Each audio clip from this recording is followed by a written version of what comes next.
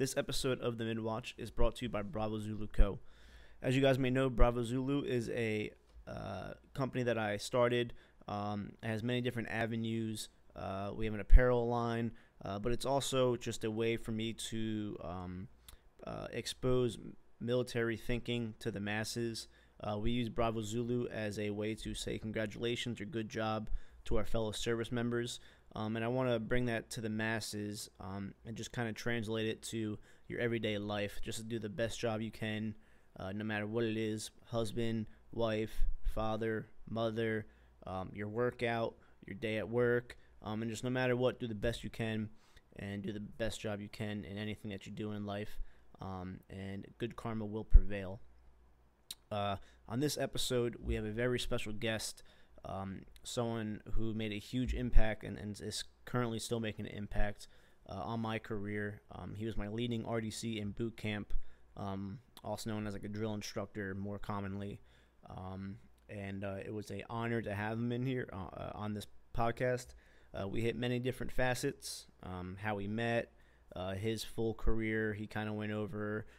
We talked about some thoughts on the Navy, and we also talked about non-Navy stuff. It's a great episode. I feel like you guys can learn a lot from it.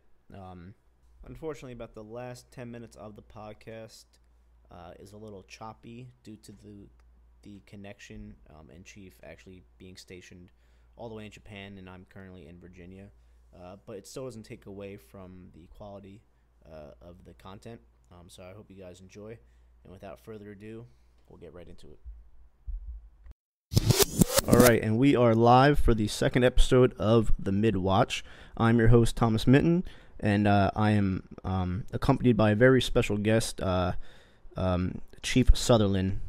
Me and him, we met about 5 years ago, a little over 5 years ago.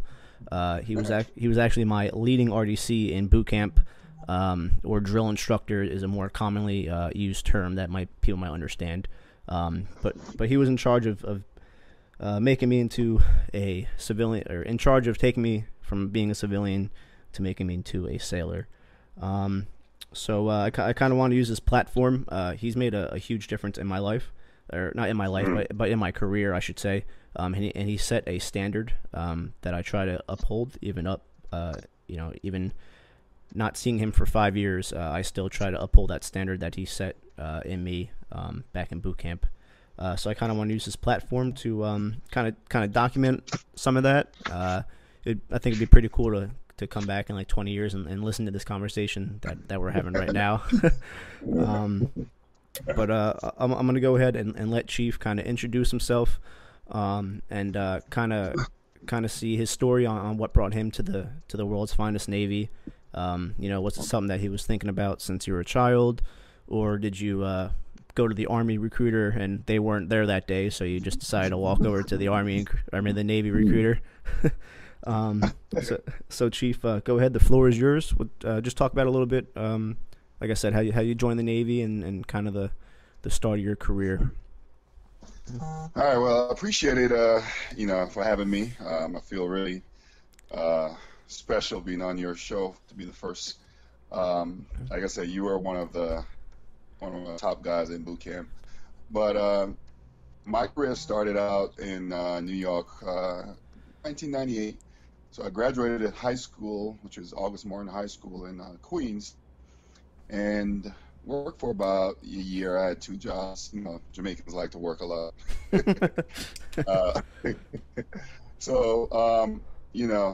Growing up, for my first 12 years, I grew up in Jamaica, and that's where I was born.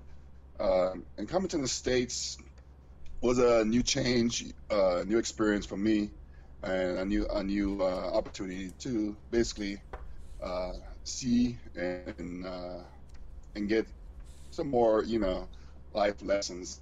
I went to school, did fairly well, and after I worked, like I said, I wanted to do something more to give back, because I became a citizen of the U.S. in 1998, and I felt it was my duty to give something back. Now, unlike most recruitees,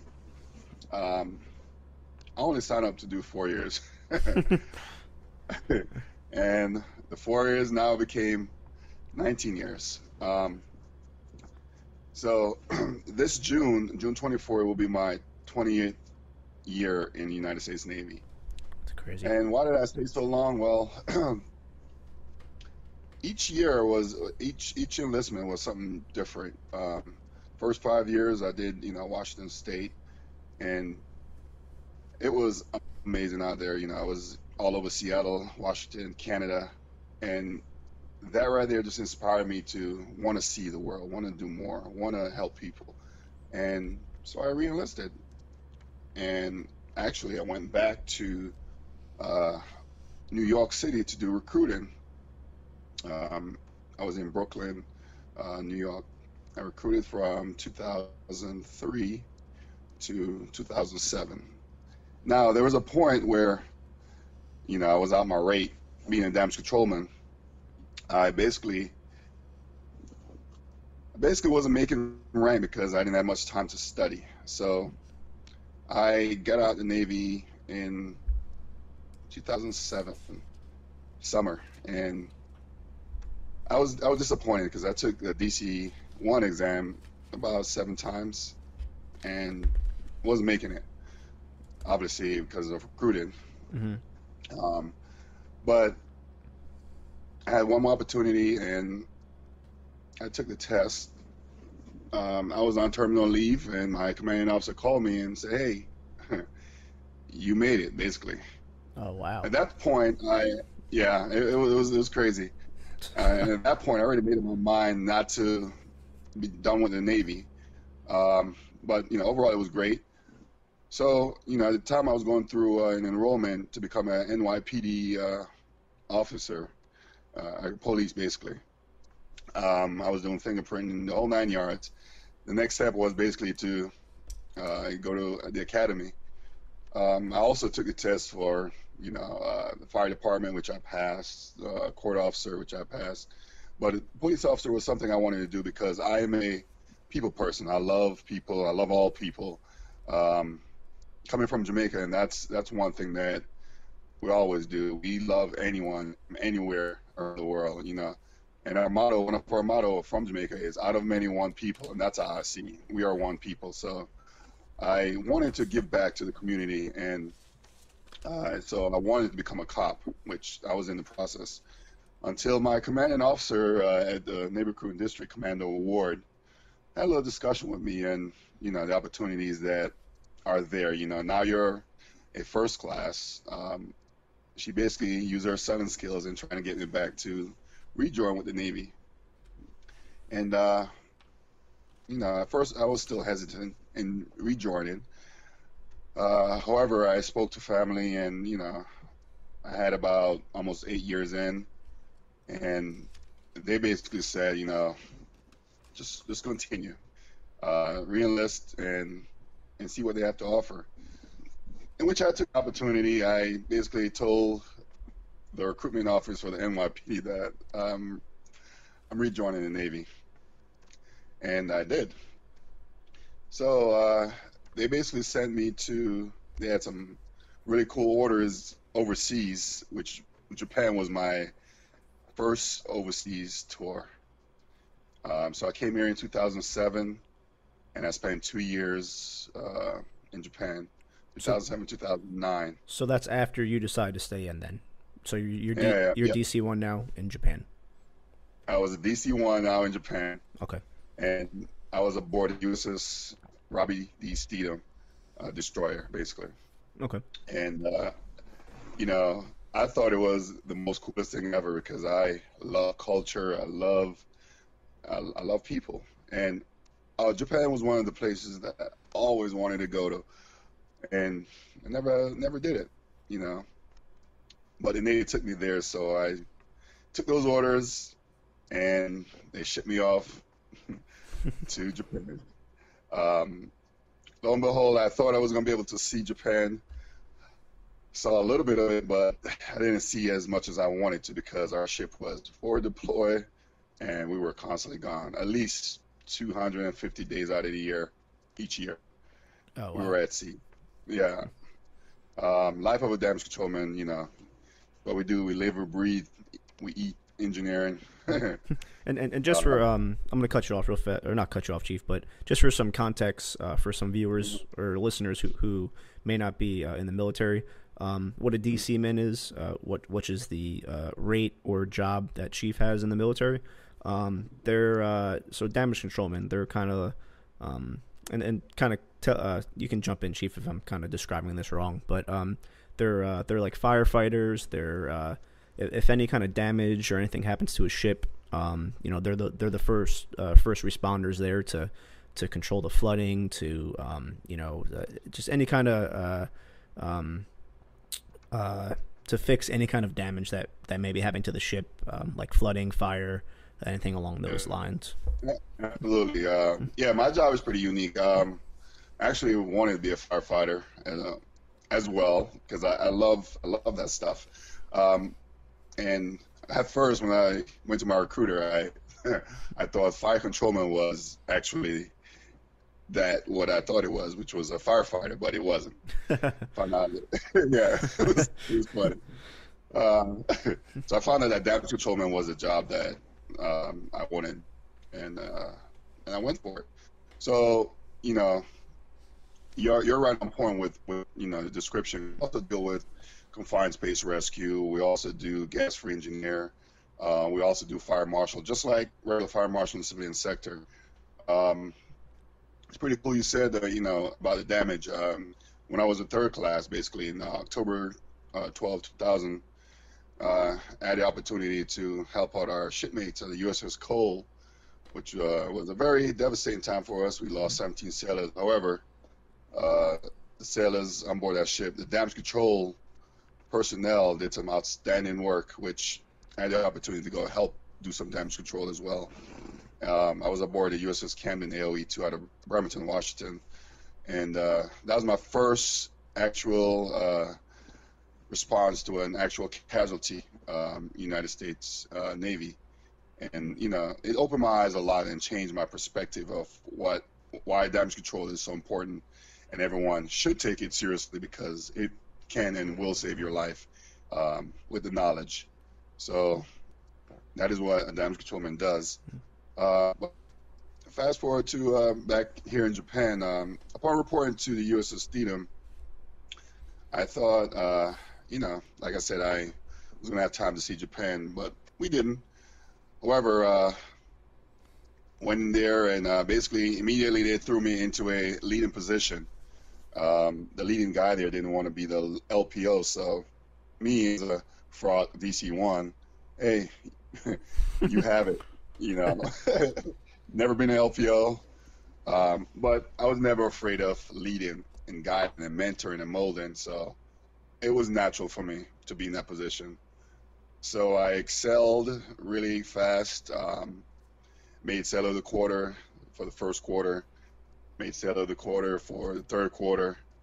My sailor also made sailor of the quarter for the third quarter. I was selected for DESRA of the whole destroyer group, squadron CTF-70, sailor of the quarter, which I received my second NAM. My first Naval Achievement Medal was from the USS Cole, which they gave me as well to assist, which I have. Wow. That's with probably, me. Yeah, that's probably pretty special. Oh, absolutely. That one will be framed when I get back to the States. That's cool. But yeah, I received another Naval Achievement Medal for being an outstanding sailor that time. And also I took the test for LDO, which I didn't pass at first. I missed it by 4 points. And the following year, due to my outstanding performance, I received an early promotion, EP, and I was eligible for chief. So took the test, made it, and lo and behold, I made chief first time up. Oh, wow. Yeah, it was so crazy. It was unrealistic, but it happened. Never expected myself to be a chief, and I was always afraid of chief in my early years. I never really wanted to see them, because when you see the chiefer, I think you're in trouble. Right. Yeah. If you see him, something's probably wrong, or you did something wrong. Right. So now I was that chief. So it was, it was so real that it happened so fast. It went from 2007, 2009. Now I'm a chief. So within almost a year and a half, 2 years span, I was a chief basically. So and How, that's how the Navy goes. Yeah. okay, like, so how long of a gap was it from where you were deciding to get out to you were a chief? Like, so, Literally almost 2 years. wow. Okay. Yeah. Um, it happened really quick, which I didn't expect. So by my, almost 9 year mark, I made chief. Going on 10 years, I became a chief in the United States Navy, which is a significant achievement because we only have about 3% of people who go up that make it Right. each year. Um, so it's an awesome accomplishment. Never, And like never expected. the military itself is a brotherhood that, the Navy especially is a big brotherhood, but like becoming a chief, again, I'm just trying to give some context to the listeners.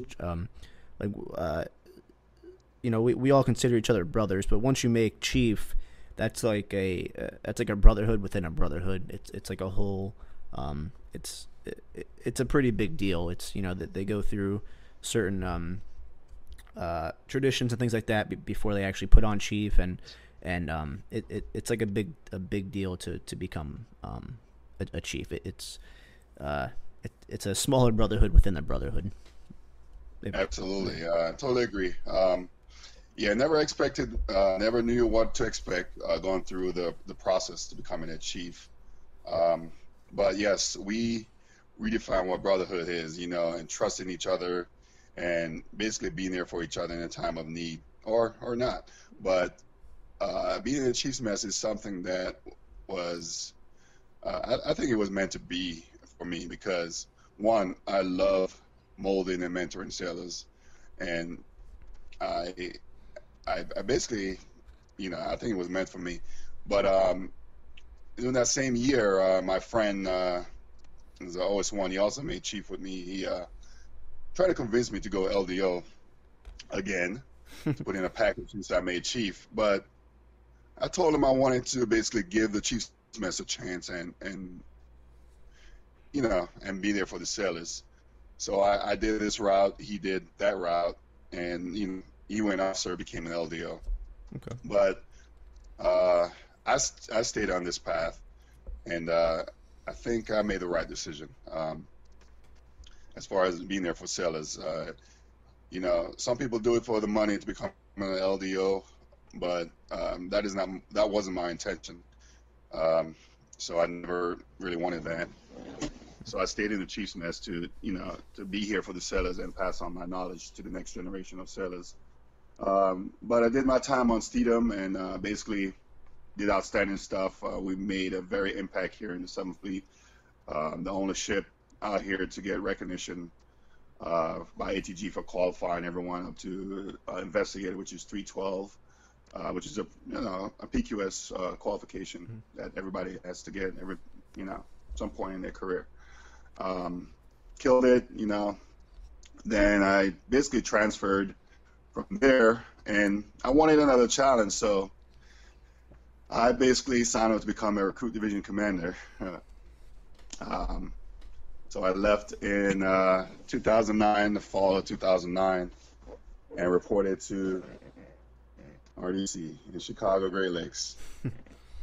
Where my journey began basically mentoring and molding sailors for the fleet. That duty, I think, so far has been and probably will be my favorite duty of all. Is it just because Because it was the most like rewarding, you would think, or like professional wise? Is that why it would be, or? I wouldn't say it professional wise it is rewarding, but for me, it was mostly about the sailors. Turning civilian into sailor was, and I think is the most important thing because that's where sailors get their foundation to become whatever they want to become, whether they're in the Navy or out of the Navy. Because I've met so many different cultures in boot camp, everyone from everywhere. And that's the only boot camp for the Navy is in Chicago. So everybody in the United States go there. So it's cool to meet these different people. Some people who haven't experienced other cultures. Um, I met them there, and my job was to train and mold them. And I thought it was the most coolest job ever, and still is the coolest job ever because you're actually impacting your lives in a significantly positive way um, forever, basically. And that's where I met you. Yep. um, So it who, was so I guess the so you said you reported there in 2009, Chief? 2009, yes. Okay. So I got there January 2nd, 2012, Right.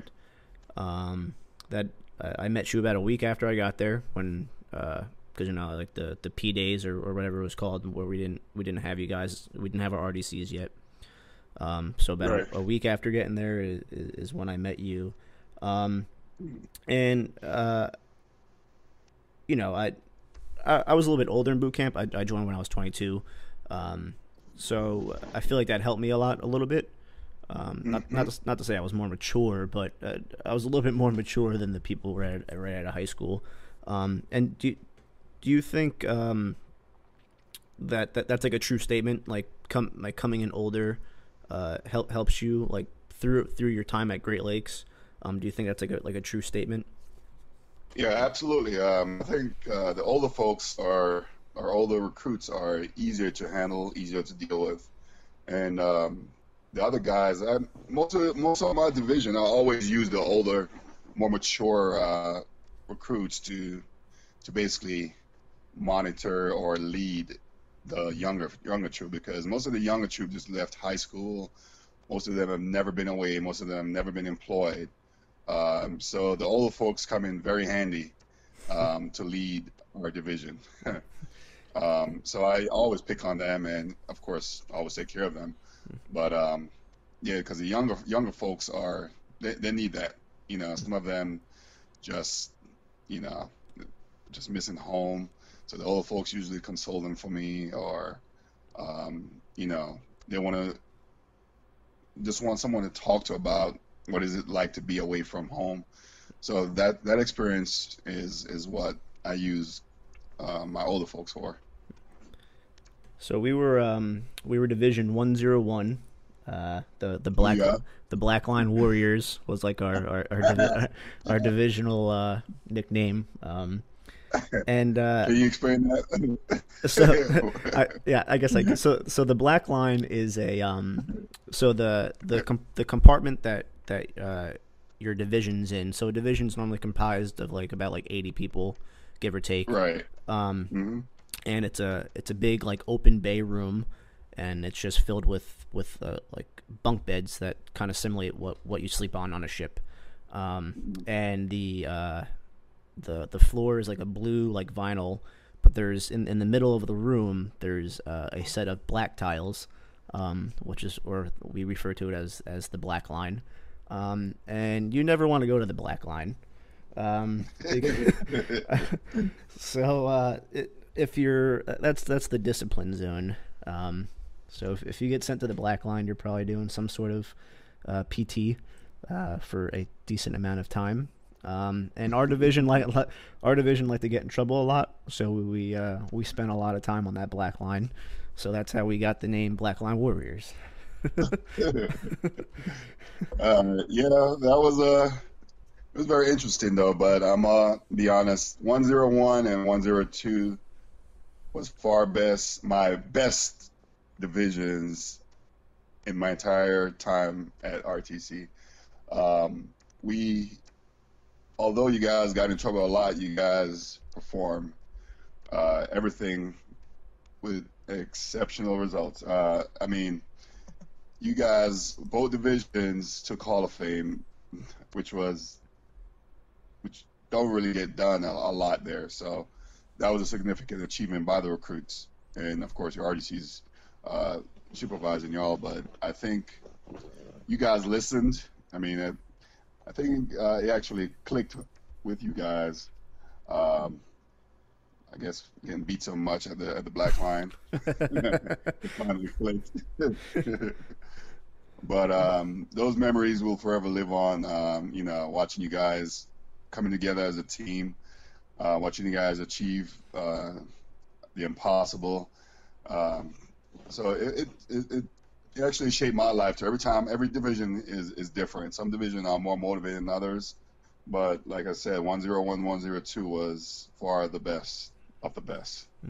And just to kind of give again some more context to people who may be listening who don't really know what we're talking about, and it was even like a surprise to me, like boot camp, like what exactly what it really is. I mean, movies and TV shows and things like that portray it to be one thing, but you actually like don't learn. Not to say you don't learn much about being a sailor in boot camp, because I mean you do, but it's much more of just changing like just changing your ways essentially to put it into a nutshell. It makes you just be very more like attention to detail, and you go to a school after boot camp, which is where you actually learn to do like your job, whatever that may be in the military.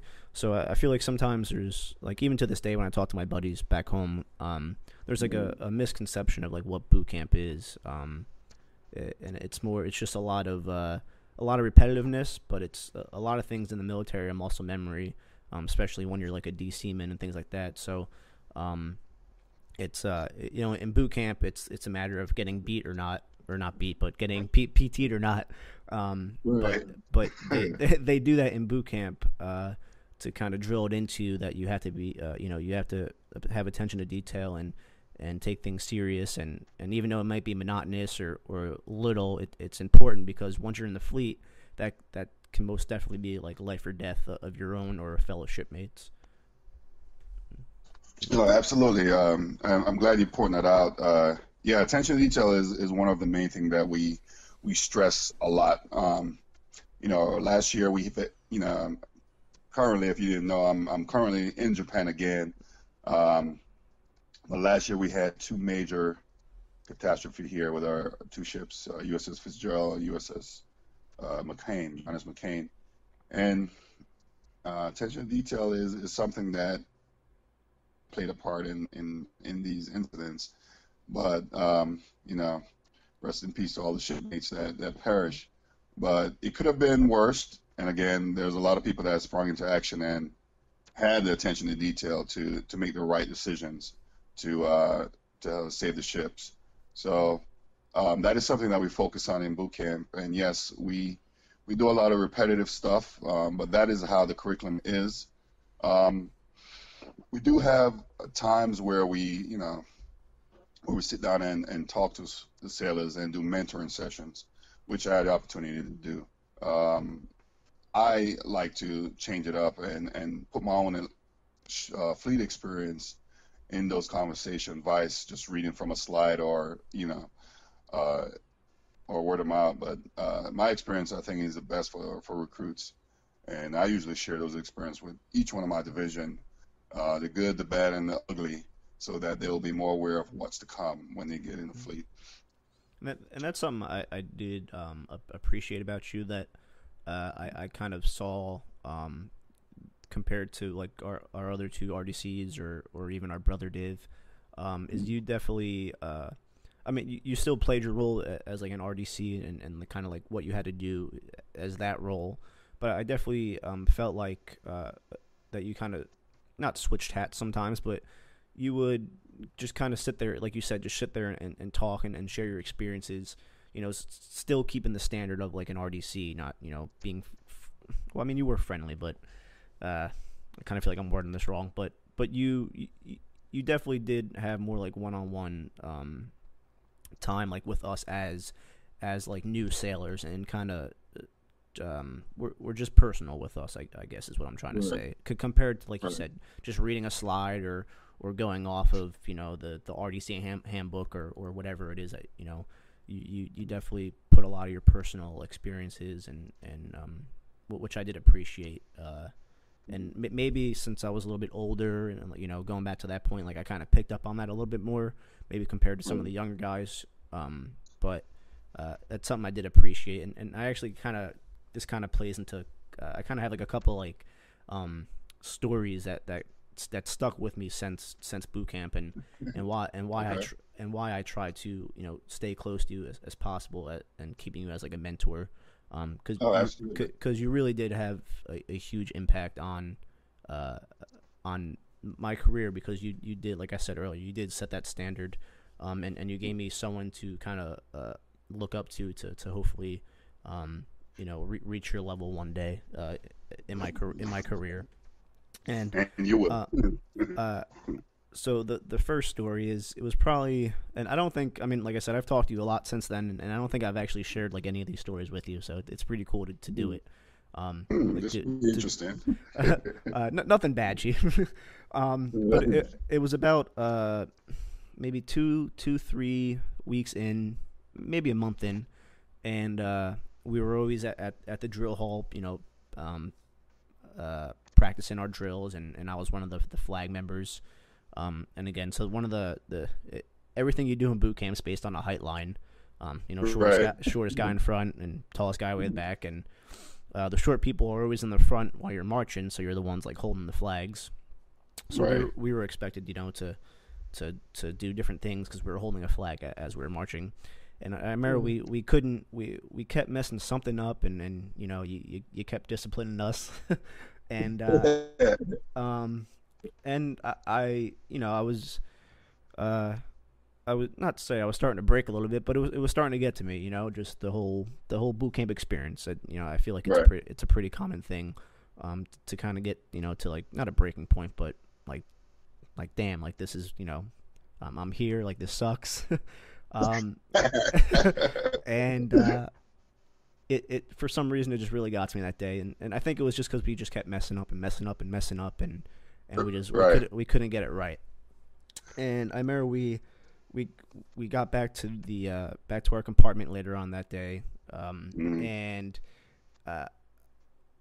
we did something, and it was just one of those like days where we just kept messing up as like a division even.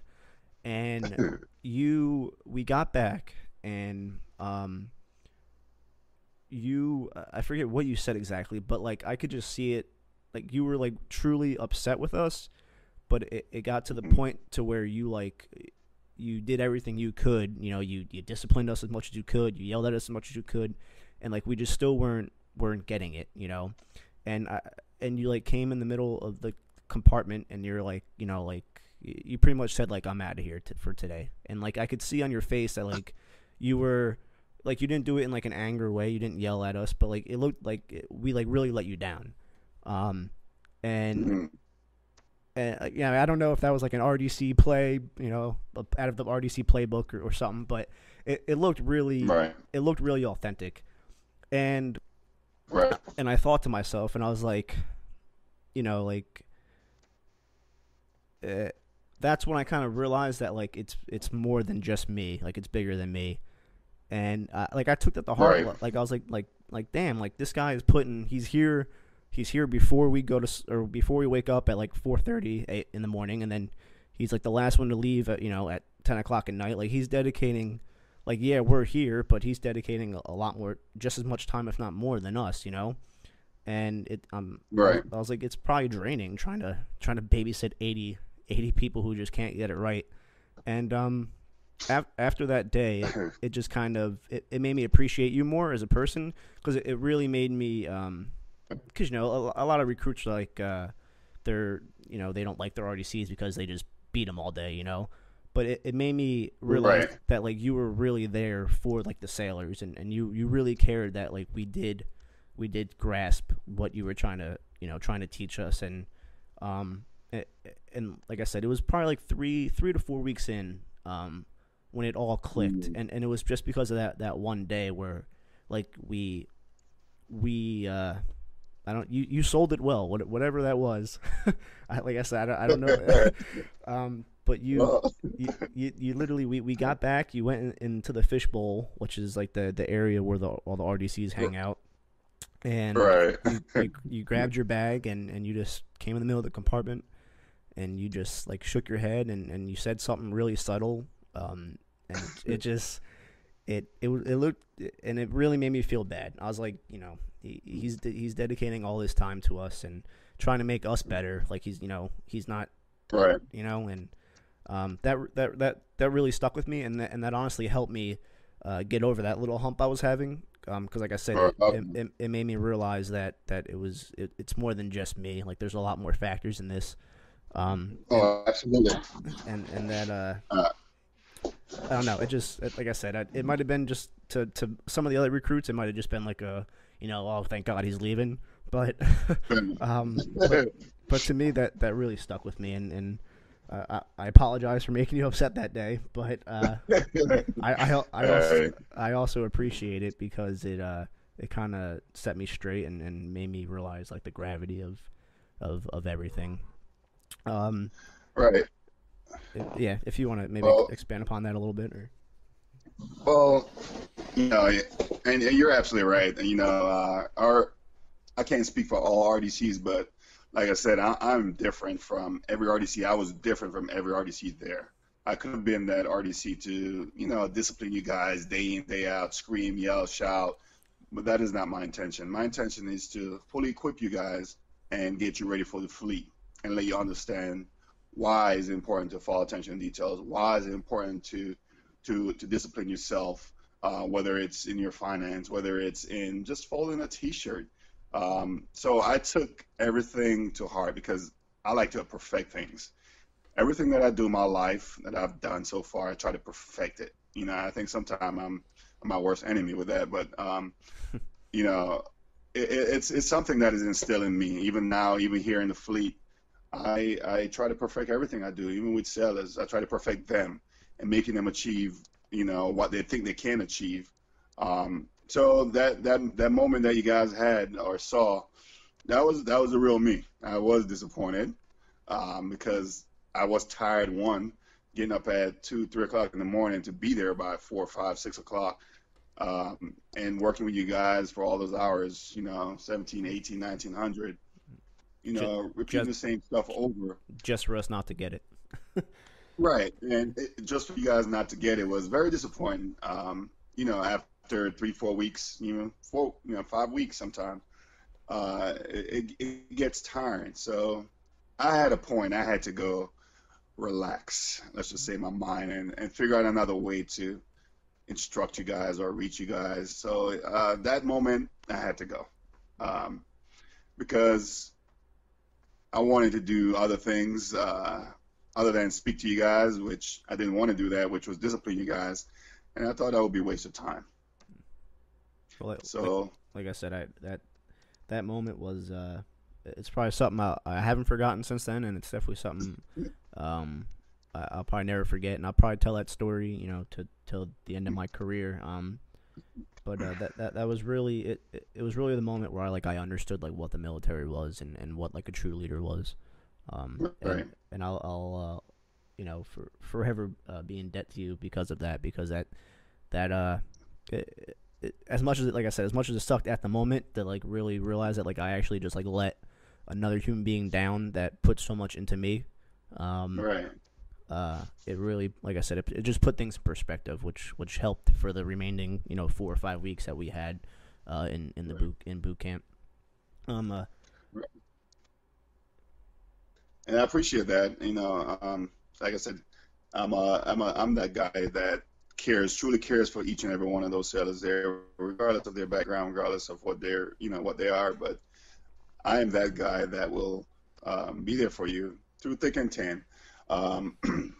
But overall, you guys achieved greatness at the end. Seeing you guys march, getting it right, and during our drill inspection, seeing you guys hit the spots that we've trained, that we've sweat, that you guys got discipline on, was just amazing. It was like art, watching you guys and seeing you guys achieve those Hall of Fame flags was even more for me. I was really proud. So it all paid off in the end, and you guys did it, as a group. It took a long hours, but it happened.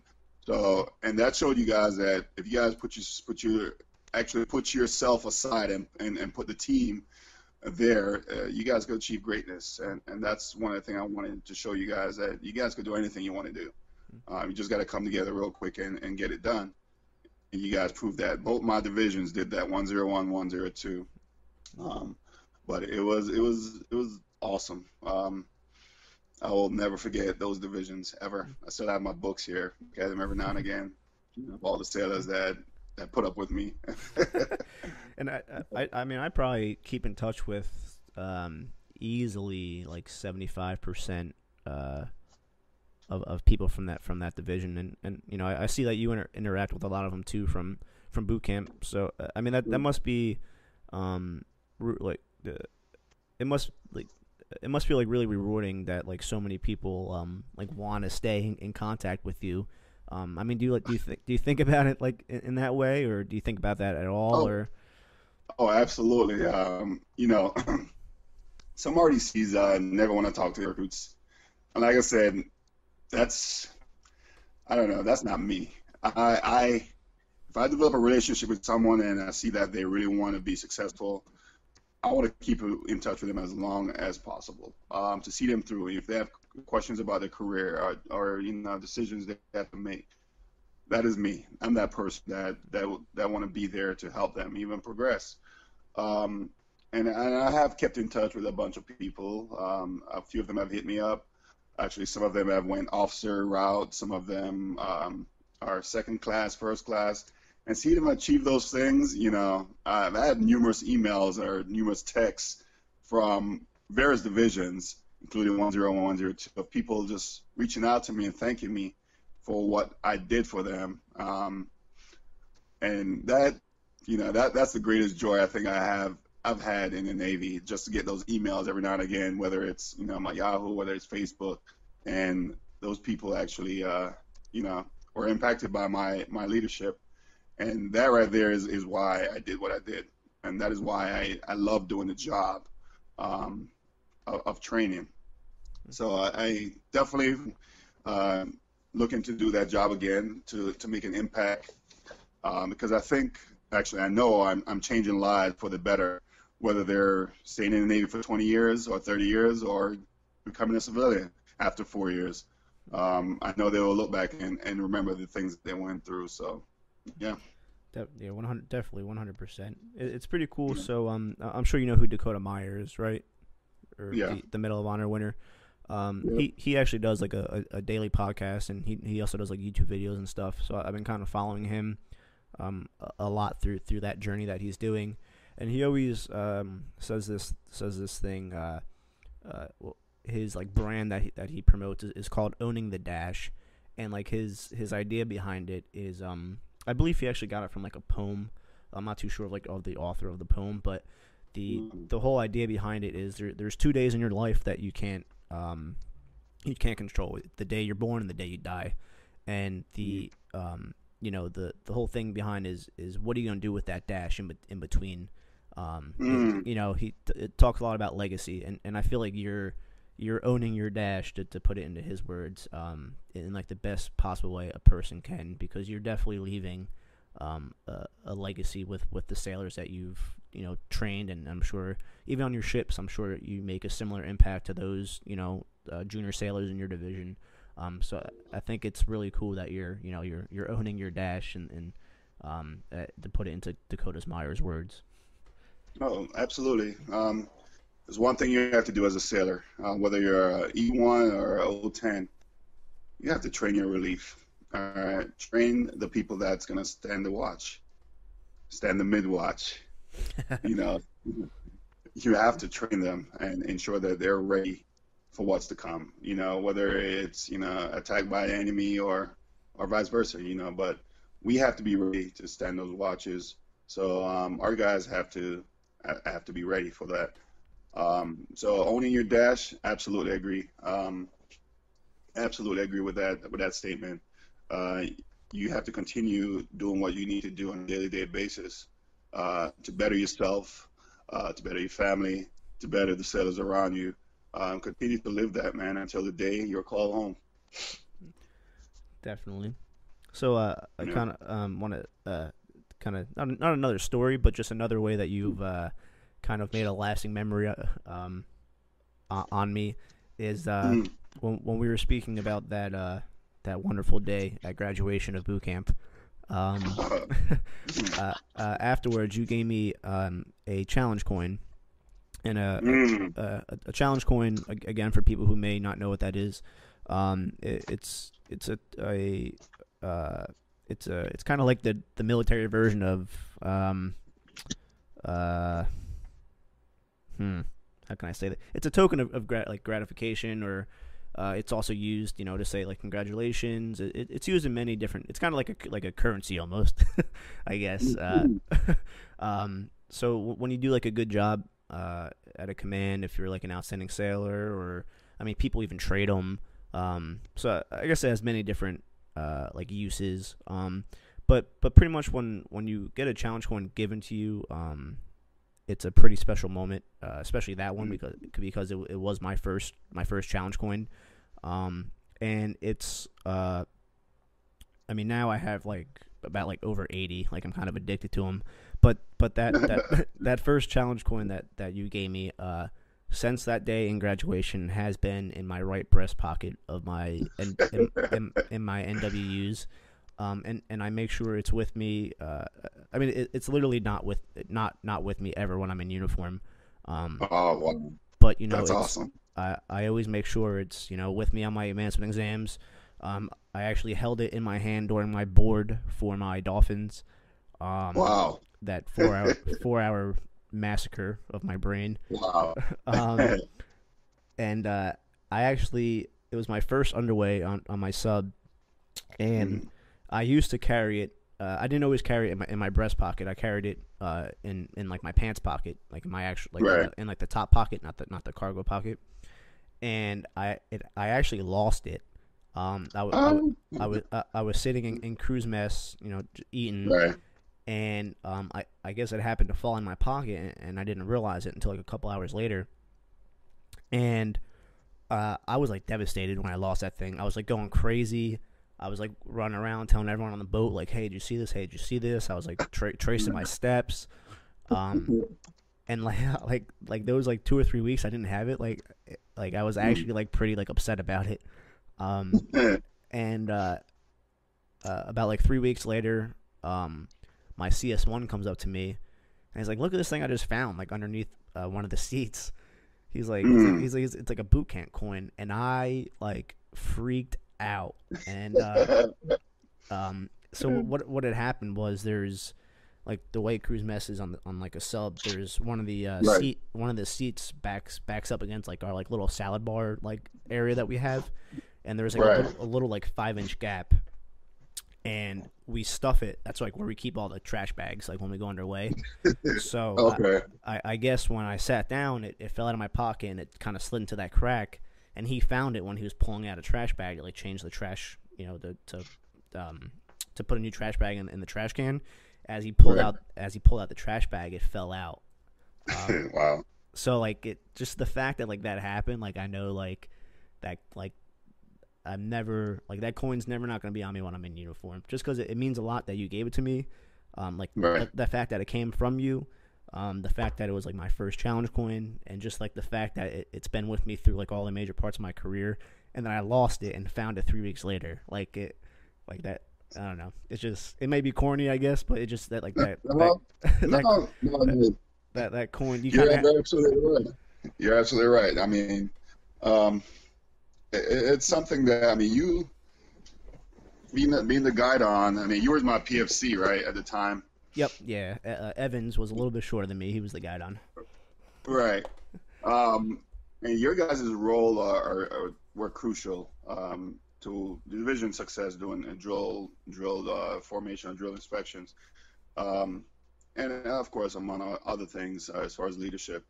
And I felt, I wish I had one for every recruit, but I felt there was just certain individuals that stood out and that showed leadership, that showed that tenacity, that drive, that showed that they got it.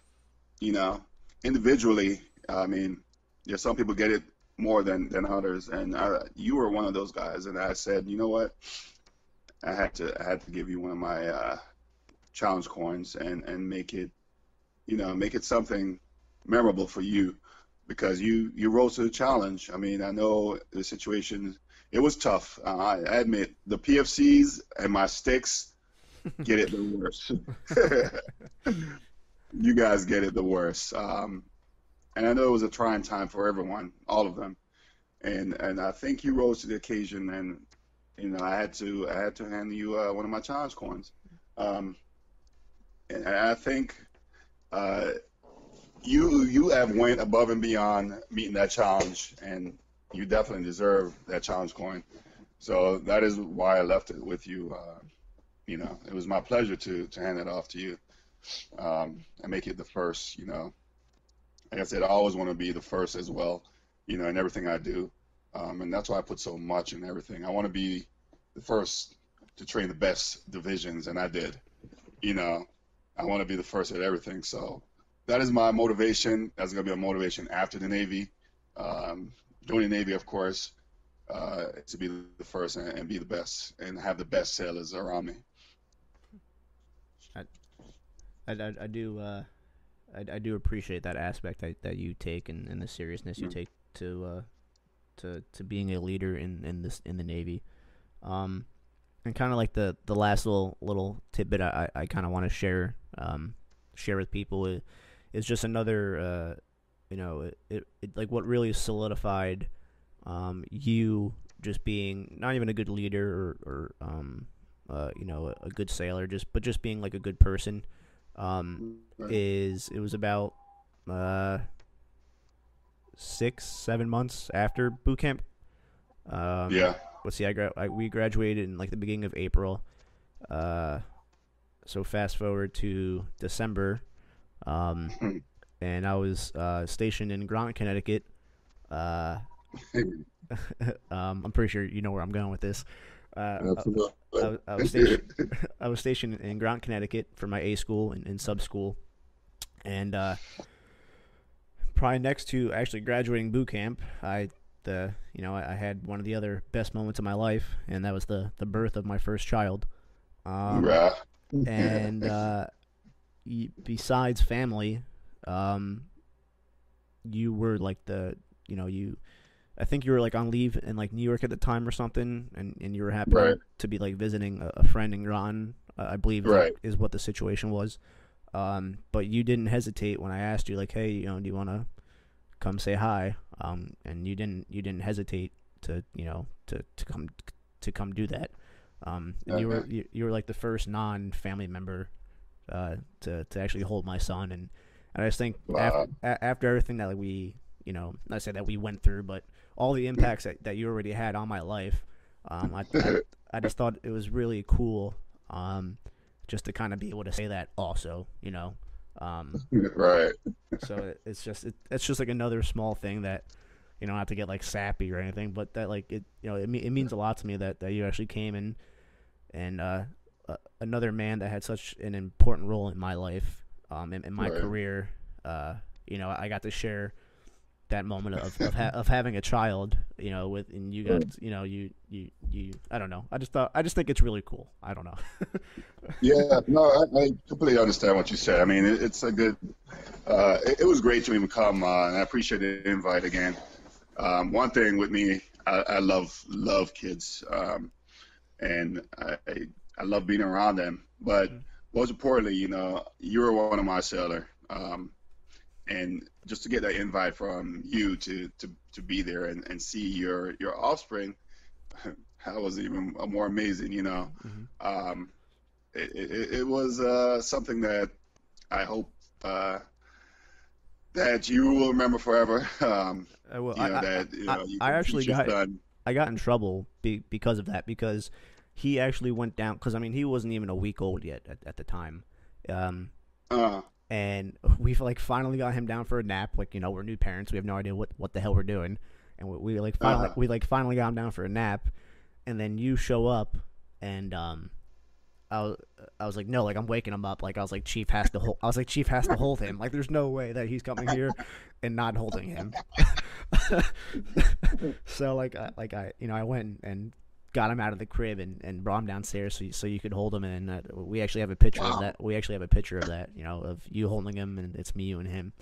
And Yeah, I I, still have that picture. I got some flack at that because it took us so long to get him to go to sleep. But I was like, "There's no way I'm missing this. I'm missing this opportunity." Oh, wow. Didn't even know that happened, man. Wow. Well, I apologize, and you can tell him later on that I woke him up out of his beauty sleep. He was such a difficult kid. The only way that now he's actually 4 now, Mm. and my daughter's 2. If my daughter was my first kid, I probably would have like 6 kids by now. She was like the easiest child, but Dominic, my first, the only way we could get him to sleep was Mhm. we would have to hold him. I mean, he would wake up every 2 hours on the dot, like no matter what. But the only way to put him to sleep was we would have to hold him, and we would have to bounce on a medicine ball, and that's the only way. So we were getting like a back Oh, wow. workout, yeah, like as we were putting him to sleep, like every 2 hours. He was impossible to put to sleep, Wow. but it was totally worth it. Oh yeah, oh yeah, and I had a great time, man. I appreciate you welcoming my house, and not everybody's like that. But like I said, the way I grew up is you come to Jamaica anytime, anywhere, from anywhere, and come from anywhere to my home in Jamaica or even New York, and my door is always open, and that's the type of welcoming, that's the type of person I am. My family is, because like I said, we live up to our motto, out of many one people, and I will never change for anyone. I know there's a lot of stuff going on in the world, in our nation, and that will never change me, who I am, because I still believe we are all humans, and that's how I see life. I agree. We should take care of each other, love each other, support each other, no matter what. I agree, and I think that's something. I mean, like you said, that it's definitely like a culture thing for you. But Right. like, would I be wrong for saying that like the military just even like just makes that more like that theory like even greater? No, I mean you're right. Like I met my best friends in the Navy. Believe it or not, people I've never grew up with, um, they're in the Navy. Um, Most of my friends back home, well, former friends, most of them didn't want to do what I wanted to do, which are positive things. Most of them want to do, negative stuff. So I had to separate myself from negativity and look to positivity. And the Navy has a lot of positive people, goal-oriented people who want to make a difference in the Navy and when they get out of the Navy. And yeah, the brotherhood and the sisterhood, it's amazing. You could accomplish whatever you want to accomplish. I mean, sure, you could go work with NASA if you want to. It's how much you put in. You will get out of it. So, absolutely, totally agree with that. And that is kind of cool. Like how you said all of your best friends you've made in the military.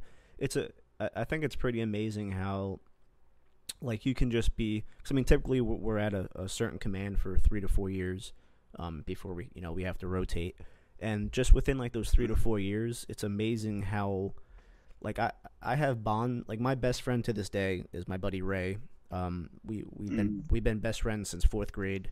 Probably like the only person I've constantly been in contact with, for since then.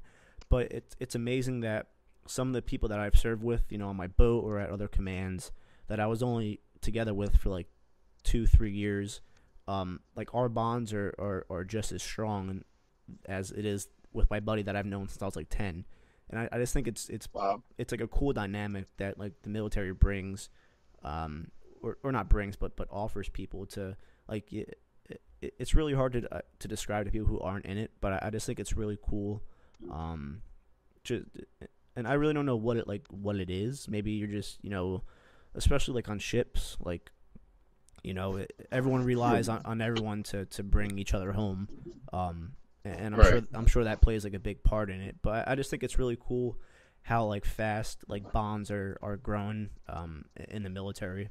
Like even like I said, even Oh, people from boot camp. I was only with them for 2 months, and like I wasn't even a sailor at that part, or at that part of my career, and like I'm still good friends with a lot of them people. I just think that's a cool aspect that you really don't get anywhere else, but the military. Oh, absolutely. The Navy is you could have an impact on other people's lives, whether you know it or not. Like, last year, um, this guy used to work for me, and he was he was a a fireman, and then basically became a DC-1. And he had he's married to a Japanese here, and he had a rough time. Was thinking about basically suicide. Um, so this guy again reached out to me and immediately stopped what I was doing and attend to him. Um, and that right there just showed me that this is where I belong.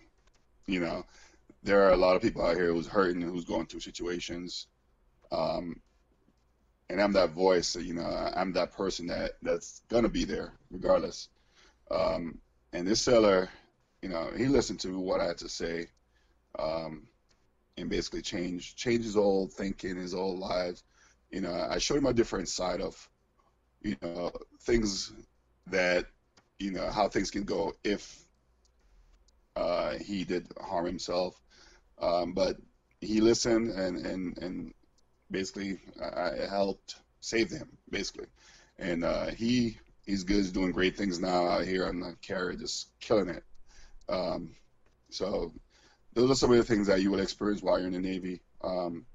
You get to have those experiences, meet new people. Like some of my best friends, like I said, I have people from every culture almost that I'm really good with, and it's just amazing. People have invited me to their home in Utah. I've never been around Mormons, and I went to Utah and did. I was like the only black guy there, but it was still awesome. They accepted me as one of them, and their family accepted me, and we're still good friends until this day. Almost 20 years later, we're still good friends, and the Navy brings that to you. I mean, there's some people who will never call you back, or vice versa. Right. But there's good and bad people everywhere you go, and there are bad people in the Navy. There's good people in the Navy. But I tend to surround myself with those good people, and bring greatness out of each person I interact with. So the Navy is basically one of the most diverse branch of service out of all the others, and I'm grateful to be a part of it. And like something that you just said, kind of just drives my point even more about like just like how good of a leader you are. Like when your buddy reached out to you, like you said, you kind of had to switch hats a little bit to help him out, and that's something that I feel like in the military across all branches, a lot of people, a lot of like leaders just kind of turn to just pull up your bootstraps and get through it. And I feel like a lot of stuff in the military, like yes, that is the answer. But sometimes in those few instances, like that might not be the answer to just kind of tough through it. And like you said, like I'm happy that you're the type of leader that just I feel like you're and even in boot camp, like you're very good. I feel like at finding those times out to where you kind of need to switch from being chief to being to being the person that you need to be at that certain time. Right. Yeah. It's just like a parent, like you. At times you have to be, you have to be the husband. At times you have to be the son. At times you have to be the father. At times you have to be that friend. So in life we wear many hats. Whether you believe it or not, and you have to be. Key is you have to be genuine in all when you're wearing those hats. Very genuine. You can't be fake, because people will see it. Right. Be real. Be real. That's the only way to be. And like I said, going through boot camp, that's the only way I could be was real. I can't. Some people put up facade and I'm this and that, I'm big bad, but that's not me. I'm a real person, and I'm gonna treat everybody, regardless if you're a recruit or admiral or smoky tally. I'm gonna treat you like a human being. You Right. know, I show you the same respect as I show the admiral. Nobody's different from anybody. You know, for me, and that's how I go about my life. You know, some people put other people on pedestal. I think we're all equal. Yeah, there's a rank structure, but in the sense of being a human being, that's how I look at people. That's how I look at this life. So, Did you you know, uh, I mean, you don't have to like answer this if you don't want to. I'm not really sure if you can, but like at RDC, like being that kind of the leader that you were, and the type of RDC you were, kind of not following the typical, like RDC, just yell yell yell, rah rah rah. Like did that not to say did that make you look bad, but did that kind of um uh not backfire on you, but that kind of make your time there harder as um like kind of like being like put up against your peers since you kind of decided to go like that different route, or did that make you shine more? mm, listen, it's great, the Navy military award with accolades and stuff. But my success is my sailor success. Like I said, I could have received 0 flags. I really don't care about flags, to tell you the truth. Um, my main focus is sailors and seeing them successful and seeing them achieve their goals. That is my focus. Yes, I was a different RDC, and some people, made comments, but guess what? They're my division. They're my guys. I train them the way I want to train them. As long as I'm not violating any rules that is set forth there in their instruction, Mm-hmm. I'm good. They're my sailors, and I will treat them as such, and I will train them as such to get them ready for the fleet. So yeah, there was a little flack here and there, but it didn't affect my evaluation. Um, some people don't like it. Some people make comments, but I'm still gonna go and push forward, and train them the way I want to train them so they can be successful and get something out of their boot camp experience, because it's a one and done. It's like being married. It's either one and done. You Right. know. Yeah, you only go through boot camp once, I guess, right? So, Yep. One time and one time only. well, again, I appreciate you being authentic to yourself and just kind of staying true. Because it's I appreciate it as being one of your sailors, but I also appreciate it as it's something just to look up to and to try to kind of follow myself as I move through the ranks and hopefully Oh, absolutely. make rank one day, which is impossible to do as a corpsman. Yeah, Coleman is a very challenging field to be a part of, to make rank. But there are many other avenues. Like I said, uh, you can go as far as you want to go. Sometimes there are blocks, but still, there's other opportunities you could look at, i.e., officer. If something ain't working, try something else. And that's one thing that I'm sure most people got from boot camp, and I got too. And there's different ways to reach different people. And boot camp actually taught me most of that. You know, Taking that to the fleet, my job is that much easier because you have all these different personalities and different, you know, backgrounds, and handle them as such as they come. But boot I camp mean, was my most rewarding tour, in a sense of recruits. now kind of want to like not switch gears a little bit, but a very common thing you hear nowadays, especially from chiefs like yourself, is um, it's a new navy. Uh, Um, do, first of all, like, do you ever find yourself saying that? And second of all, like, what do you think like that really means? I mean, obviously, times have changed. Things, kind of things evolve. But do right. you really, if you do think it has changed that much, do you think it's for the better, for the worse?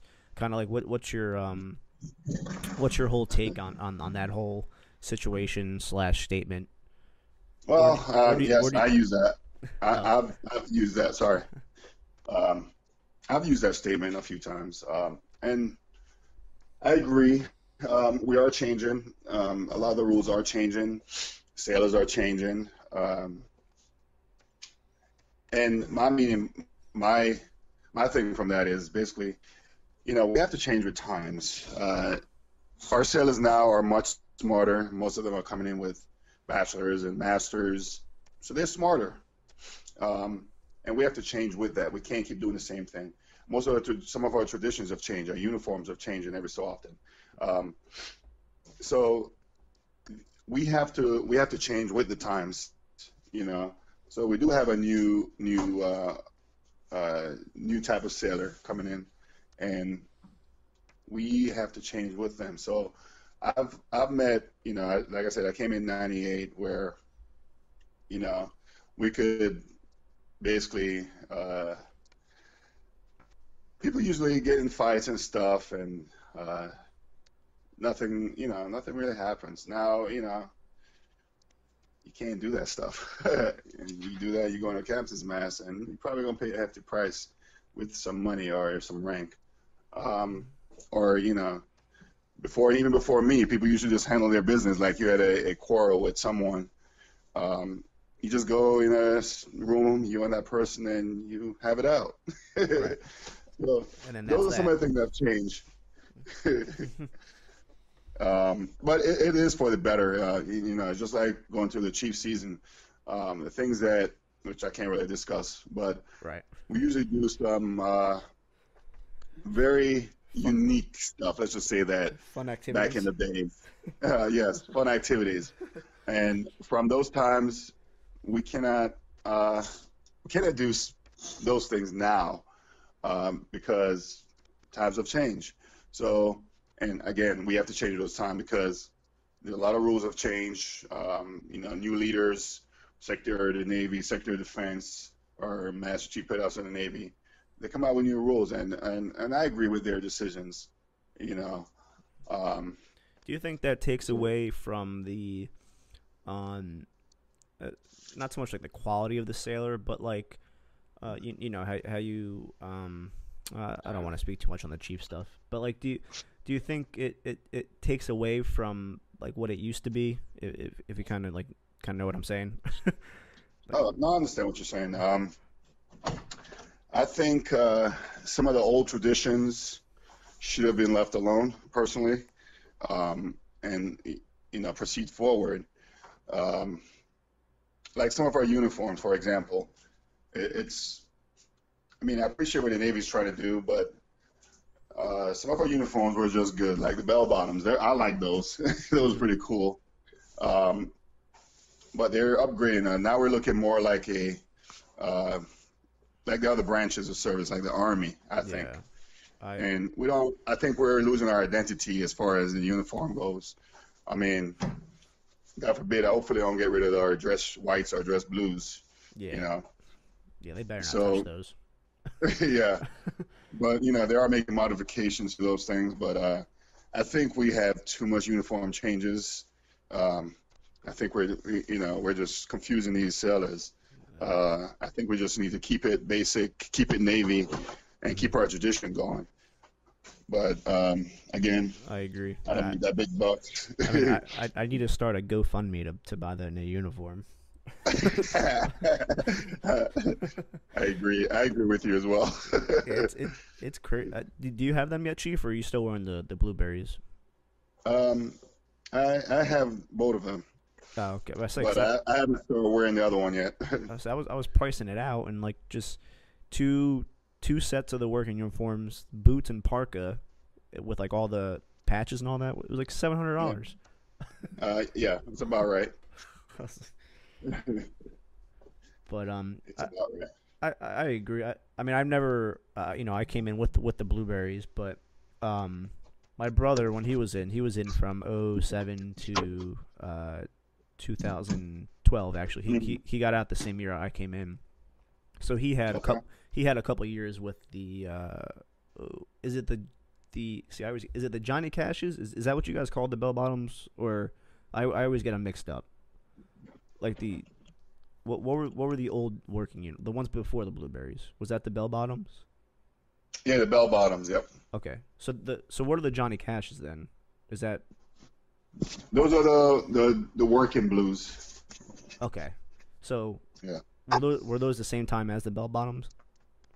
Yes. Okay, because he said that he liked those because he was in during the time when you guys transitioned from those to blueberries, and it was the same kind of thing. Like he waited till like the very last minute to buy them because he liked the older ones better. I mean, I just don't understand why we have to switch so much. And like you said, now I feel like we're kind of like losing our identity because now, like we're not even blue anymore. Like I mean, the common person's gonna look at the new Type 3s and like, they might not be able to even tell what branch we're in because it kind of looks like desert camo. So they might think it's Army or Marines. Right. Yeah, it's just I wish we could keep some of those old uniforms and I mean they work fine, but the Navy's just changing them so much and too quick. But you think overall and that's just as part of the new Navy. And so do you think like Yeah, go overall, ahead. like kind of getting back to like the personnel aspect of it, with all these changes and some things kind of getting lax and some things getting a little bit more stricter, do you think it's the quality of the sailor is being affected at all, or it's just like you kind of mentioned before, it's just a different kind of sailor that might not be as like traditional? Well, this goes along with the type of generation that we're dealing with. Sailors nowadays are not as like sailors back in the days, or even civilians are not the same. When I grew up, like I said, coming from Jamaica to here, working, back in the 90s and early 2000s, we worked, or we were outside doing some type of sporting activity. And I think that was I mean that says a lot about you as a person.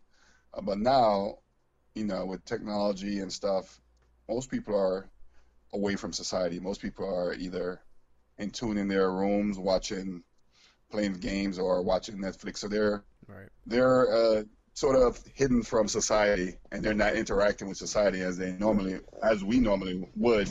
Yep. On a nice summer day out there, playing some sports, some football, street football, or riding your BMX, or even just cooling off at the fire hydrant. You rarely see those type of things these days, and that translates into people coming to boot camp. They think they know it all, some of them, and they're smarter. Yes, most of them are smarter. Um, so they think they got the world figured out, and that's when boot camp becomes harder and longer for them. And some will leave with attitudes and not learning anything, and they go to the fleet, and those are the sailors that actually end up getting kicked out because they didn't get it. Right. You know, um, and of course we just lost an investment. But those are some of the things that I think are affecting our this new Navy trend. Mhm. They're most of them don't see what happened in the past, Right. um, or how to handle a little pressure. A lot of them have never been exposed to being yelled at, so they break down or they go in these little, in little tantrums, because of how they're excluded from society because they choose to, Right. or their parents don't really put them out there in that type of a forum. So So it is changing and does affect our Navy. I mean, I've seen where sailors now in the fleet are questioning leadership. Why do I have to do this? I yeah, could never, I see ever that on question. like a day-to-day basis, and like even at like my little rank, like I try to correct that as much as I can. But like I even in like the 5 years I've been in, which isn't it's a flash in the pan compared to you, but um uh, like even then, like from when I came in to now, like I see it like more and more like every year. Like it's kind of it's crazy because like now like I check someone in today because like I'm the medical, so they drop their medical records off and stuff with me, and like Yeah, the kid I checked in today was like born in 1998. Like it's just kind of crazy like how like young the kids are, and like you said, like the kind of for them their whole life everything was just an app away. Their food was an app away, their entertainment was an app away, their interaction with their friends, like you said, they don't go outside or anything, they seclude themselves. I mean, right. but it's I want to say something. I forgot what I wanted to say. But do you so I feel like the Navy has made like a lot of changes, even in like the past year or two, to kind of conform to the issues, not so much try to correct them or even make decisions that just kind of uphold the standard. Like I said, I feel like a lot of things they've done in the past couple of years have just conformed to the issue and maybe even made them worse.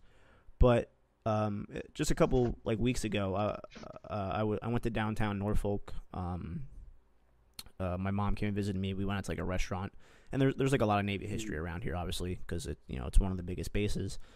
And like they had a bunch of pictures up from like the 40s and 50s and 60s, and it was like sailors on Liberty in downtown Norfolk, and like they're all like in their blues or whites, and now like if we're not working, we really don't need to be in uniform. But back then it's no matter what, you were in uniform, and just like a bunch of things like that. Like even now, like sailors just getting married like right out of A school, so they don't have to live in the barracks. Like I feel like I'd like to get your opinion on this. Like maybe making like though not against the rule, but bringing some of those things back, because I feel like a problem, especially with some of the younger generation, is they treat it more of just like a job. Like they're a sailor from 7 to 4 or whatever their shift may be when they're in uniform, but then once they get into civilians, it's like a whole different ball game. Like I feel like if we were still forced to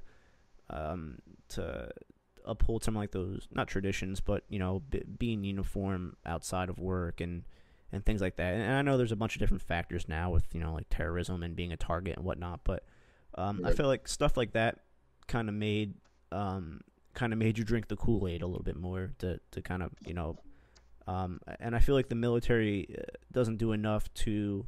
I mean, I feel like the Marine Corps still does it pretty well, but the Navy, like we're kind of losing that Kool-Aid, and it's like not cool to be a sailor, and at least that's what I think. I don't know what do you think about that, Chief?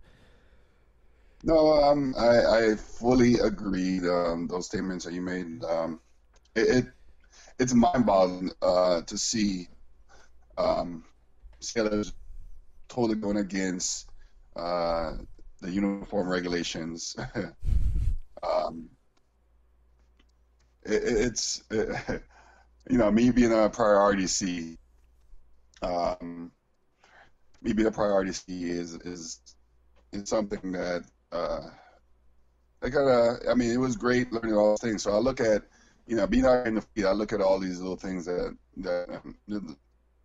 I learned, the extra that I learned in RTC, and I see it all around me, man. People walking around with headphones on. People walking around with earrings on, the male earrings on base. Mm-hmm. And, and I'm like, wow, did your chief leave the ship like this? Or, and I've stopped most of them. And some days it's just so tired. I'm just like, can't stop everyone. I'm not police. Mm-hmm. And I think, I think we're failing as a whole. We're failing on the LPO, the works in the soup. As a stellar level, we're failing at the chief's level, we're failing at the officer level. We're failing as a whole because a lot of people are not correcting these stellars. So we're losing a lot of the things, military bearing. We're losing a lot of the respect for rank, and nobody's correcting it. So of course they're gonna continue to do it. And that's what I'm seeing in front of our eyes. Like I said, there's been a lot of incidents, and some of those were due to lack of attention to detail, lack of care. People standing a 5-hour watch, they start getting tired or whatever. They know they have watch coming up, and they're playing video games at till midnight. And the only way you have watching an hour. That is not smart. And then in the morning you wanna, I didn't get much sleep. Then why didn't you get enough sleep? And I've seen all these different stuff in my time here. So those are not, they're not being responsible. And of course some of the leaders are not being responsible and checking those sailors and ensuring that they follow the rules or setting them up for success. But I think that we need to readjust and fix some of those things before it gets out of hand, because just man, we in a war or something, you know, hardly are these people going to hold up. You know, if they can't follow the basic rules of don't wear earrings on base, how are they going to, you know, take orders in a crisis time, you know? Right. So. And do you think maybe that might be kind of part of it is how we've not really been tested as a Navy? So like we've never really, I'm not saying we've never been tested as Navy. I'm sorry, let me reword that. That we haven't been tested in like recent history as like really having to be like war fighters at sea. I mean, granted, we've been involved with like Iraq and Afghanistan, but you know, we're shooting things from a distance. Like, do you think like that plays a part of it? I mean, it, like compared to what the Navy had to deal with back in the World Wars, where you know they're actually battling at sea. Do you think like the lack of being tested and kind of turning into like inspection warfighters opposed to actual warfighters? I think it does play a small part of it. I mean, like I said, our technology is increasing, so you know, just like the battle across sea, you know, that was our first basically where the enemy didn't see each other. It was air combat basically. None of the carriers saw each other, but you mean as we move forward in the future, I think it's going to be more of that, where technology increased and we're not going to get the same. Like back in World War I, World War II, where we have to go face the enemy face to face.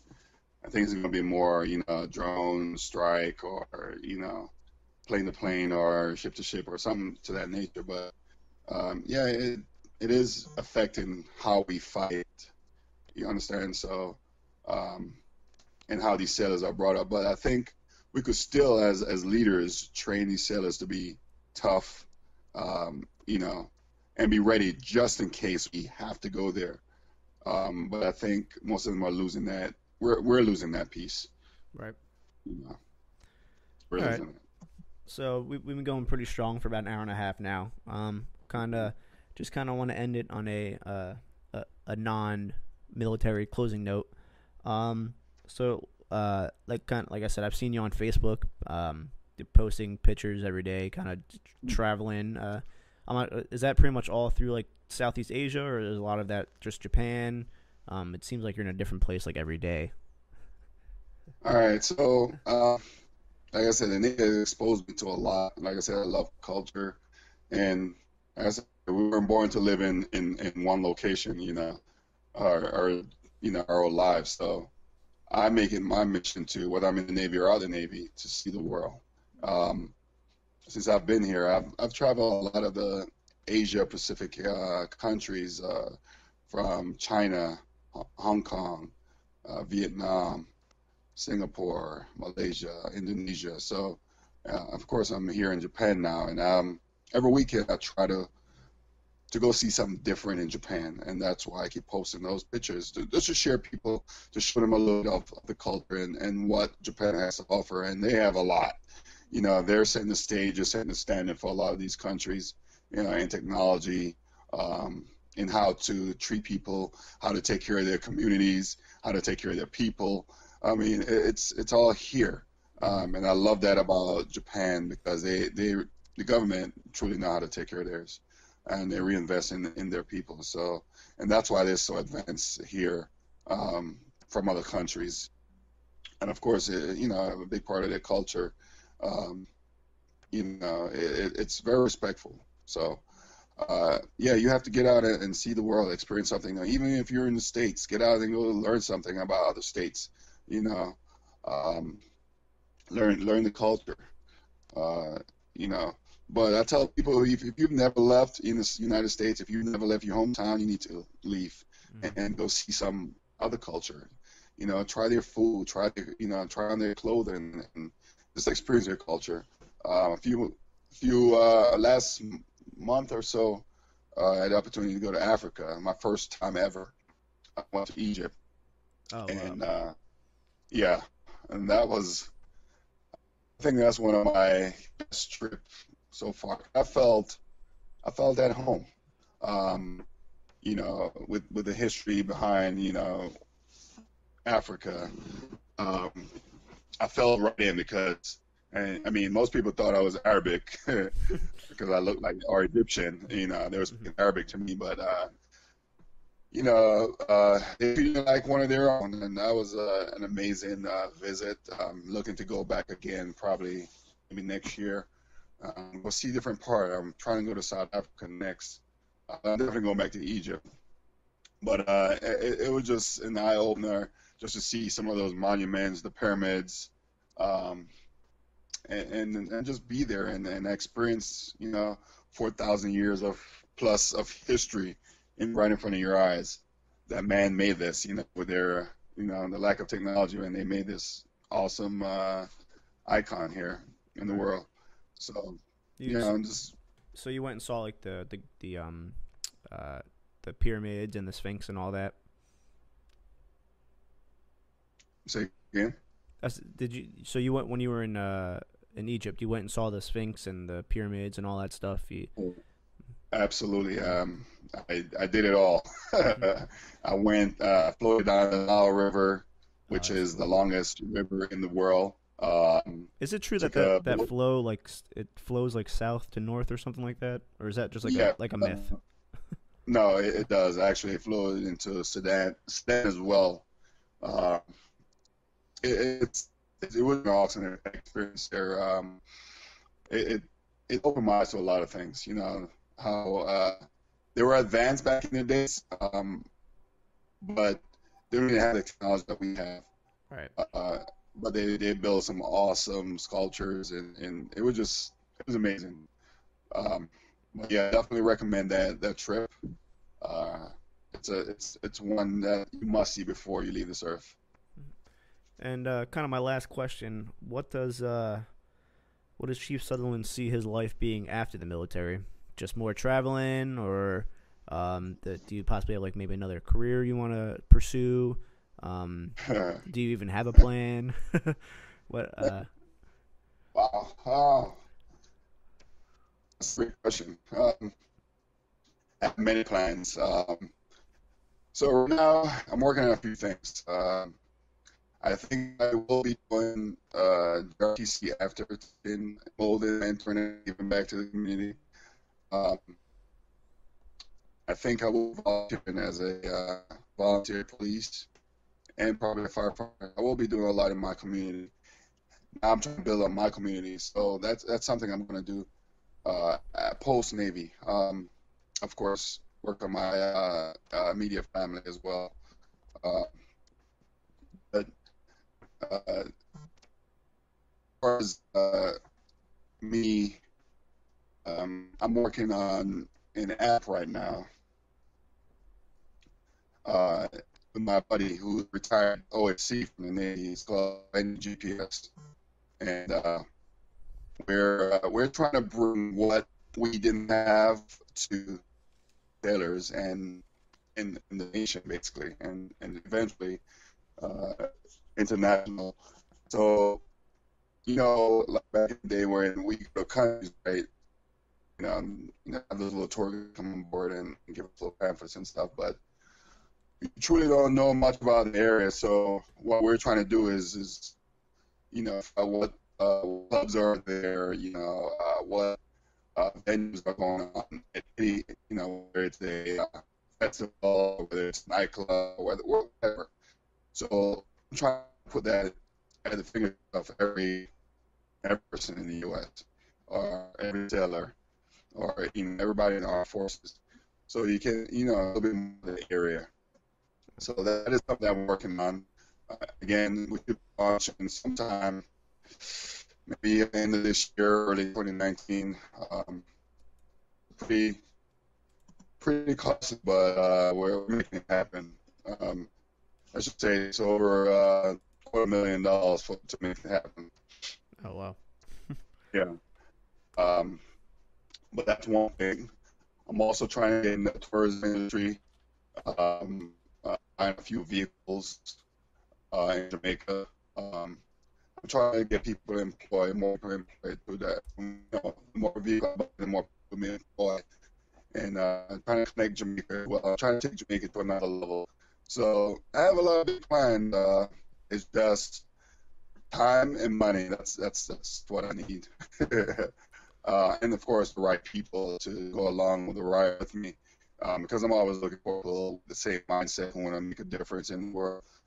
Um, so that's some of the things that I'm doing post Navy, and of course, keep mentoring and molding these sellers, keep mentoring and molding the people in my neighborhoods, and trying to make them see that there's more to their communities they could go out and experience.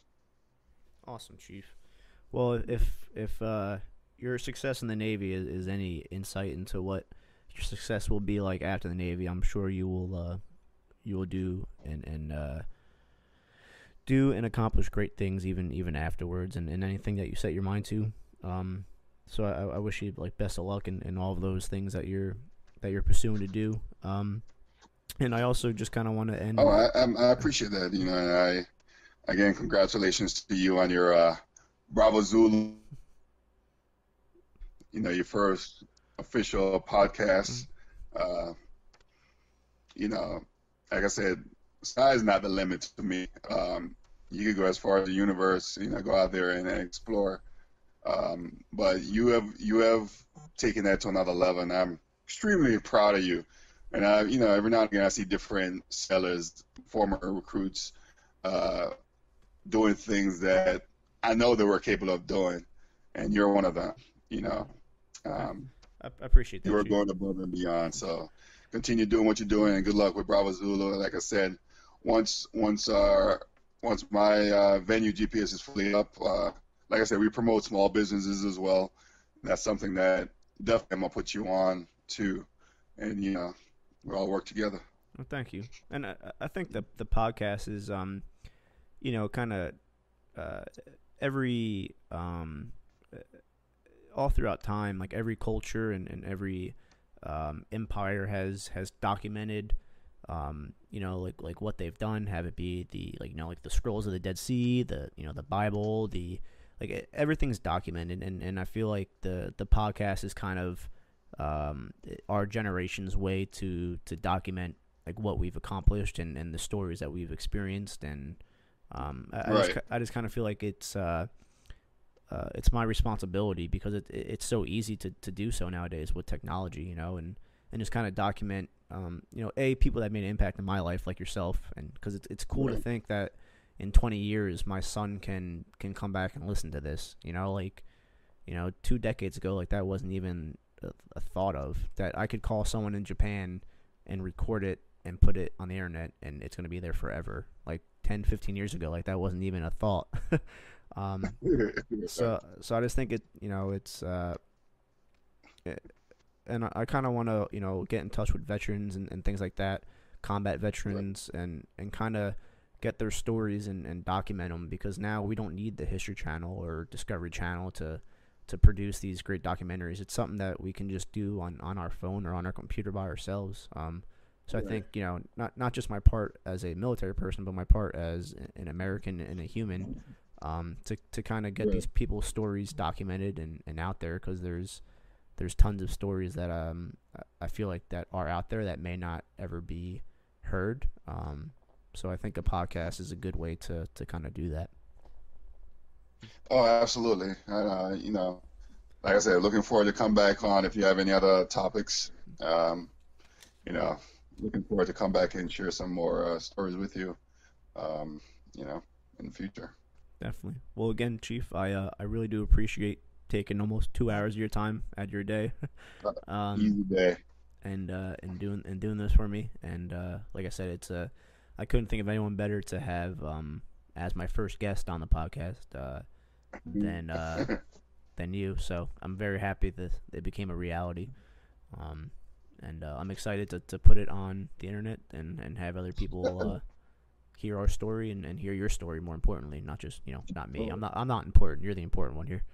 No, we're all important in our own way, man. But I'm gonna leave it with this quote. Some other quotes I use in boot camp. So we, well, Aristotle wrote this quote, but I use this a lot. We are what we repeatedly do. Excellence. Therefore, it is not an act, but a habit. So that is my quote for you for today. Just make everything that you do excellent. Make it a habit. Make it a good habit, and the end result will be successful. I like that. Thank you very much, Chief. You're welcome. All right, take care. All right, bye-bye. Bye.